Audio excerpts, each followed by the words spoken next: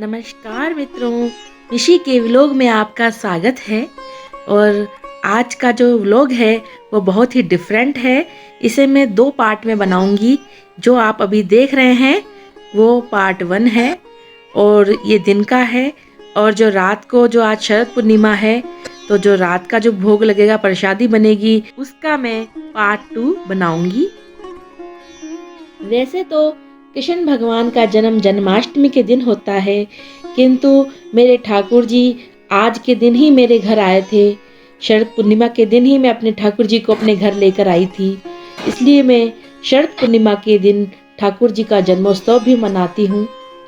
तो मैंने अपना घर सवेरे नहा धोकर सजाया और आज पूनम भी है तो पूनम की कथा भी करेंगे। सारे घर के लोग मिलजुल कर सजावट कर रहे हैं भगवान के लिए।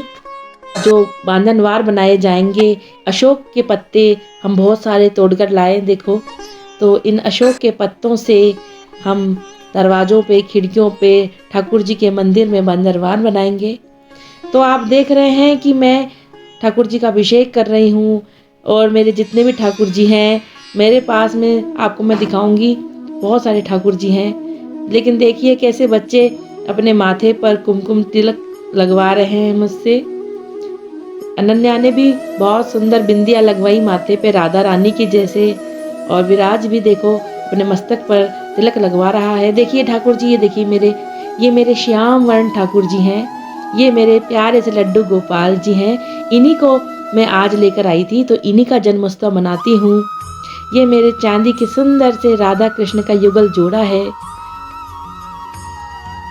मित्रों, मैं आपको एक बात बता दूं कि शरद पूर्णिमा का जो दिन होता है वह बहुत ही शुभ दिन होता है तथा धन देने वाली माँ साक्षात लक्ष्मी माँ तथा विष्णु भगवान की पूजा इस दिन करनी चाहिए। तो आज शरद पूर्णिमा की भी पूजा हो जाती है, पूनम की कथा भी पढ़ ली जाती है, साथ ही स्वयं साक्षात राधा रानी जो लक्ष्मी रूपा है, जो कृष्ण जो विष्णु स्वरूप हैं, विष्णु का अवतार हैं, विष्णु भगवान है, हम इनकी पूजा भी आज कथा के साथ करते हैं। तो पहले मैं सजावट कर रही हूँ। सबसे पहले मैंने चौकी पे मेरे मंदिर में से मेरे ठाकुर जी को बिठाया है, साथ ही यहाँ मैं गुरु जी बिठा रही हूँ अपने। और इनकी मैं बड़े भक्ति भाव से इनको नए वस्त्र धारण कराकर फूलों से इनको सजा रही हूँ। तो मुझे ये जो शरद पूर्णिमा का जो दिन है आज का, जिसमें मेरे कान्हा जी का जन्मदिन है, तो अपने कान्हा जी के जन्मदिन के उपलक्ष्य में ये सब मैं कर रही हूँ। मैं आपको आगे बताऊंगी कि शरद पूर्णिमा के विशेष क्या महत्व होते हैं तथा कैसे इसकी पूजा करनी चाहिए। यूं तो हर पूर्णिमा का हिंदू धर्म में महत्व होता है, लेकिन शरद पूर्णिमा का विशेष महत्व है। हिंदू पंचांग के अनुसार आश्विन मास की पूर्णिमा को शरद पूर्णिमा कहते हैं। इस साल शरद पूर्णिमा 19 अक्टूबर मंगलवार को है।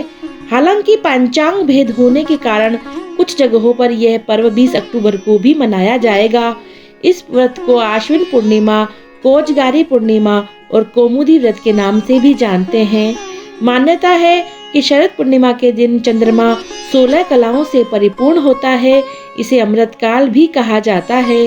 कहते हैं कि इस दिन महालक्ष्मी का जन्म हुआ था। माँ लक्ष्मी समुद्र मंथन के दौरान प्रकट हुई थी।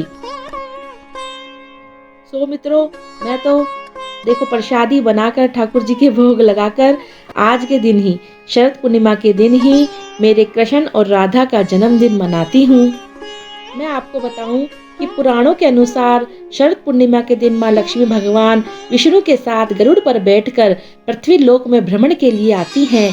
इतना ही नहीं, इस दिन माँ लक्ष्मी घर घर जाकर भक्तों पर कृपा बरसाती है और वरदान देती है।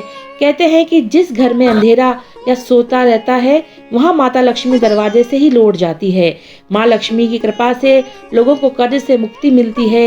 यही कारण है कि इसे कर्ज मुक्ति पूर्णिमा भी कहते हैं। शास्त्रों के अनुसार इस दिन पूरी प्रकृति माँ लक्ष्मी का स्वागत करती है। कहते हैं कि इस रात को देखने के लिए समस्त देवतागण भी स्वर्ग से पृथ्वी पर आ जाते हैं। तो इसीलिए देखिए, हमने भी अपने घर को फूलों से सजाया है। माँ लक्ष्मी तथा विष्णु भगवान के आने के लिए कि वो हमारे घर पर धारें तथा हमें धन धान्य का तथा सुख शांति का आशीर्वाद दें। पूर्णिमा तिथि का प्रारंभ 19 अक्टूबर को शाम 7 बजे से होगा, जो कि रात 8:20 पर समाप्त हो जाएगी। शरद पूर्णिमा के दिन पूजन चंद्रोदय के बाद किया जाता है। इस दिन पूजन का शुभ मुहूर्त 5:27 से चंद्रोदय के बाद रहेगा। मित्रों, इस दिन खीर का भोग लगाया जाता है विशेष। जी हाँ, शरद पूर्णिमा के दिन महालक्ष्मी की विधिवत पूजा की जाती है। मान्यता है कि महालक्ष्मी भक्तों की सभी परेशानियां दूर करती हैं।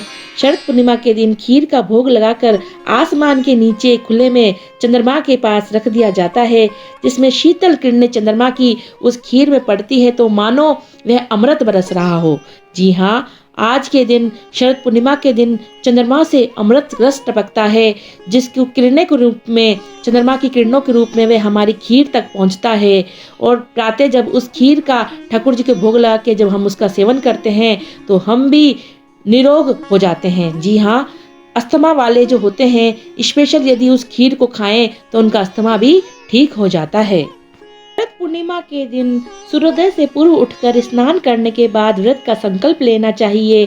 समस्त देवी देवताओं का आह्वान करें और वस्त्र, अक्षत, आसन, पुष्प, धूप, दीप, नवेद, सुपारी, दक्षिणा आदि अर्पित करने के बाद पूजा करनी चाहिए।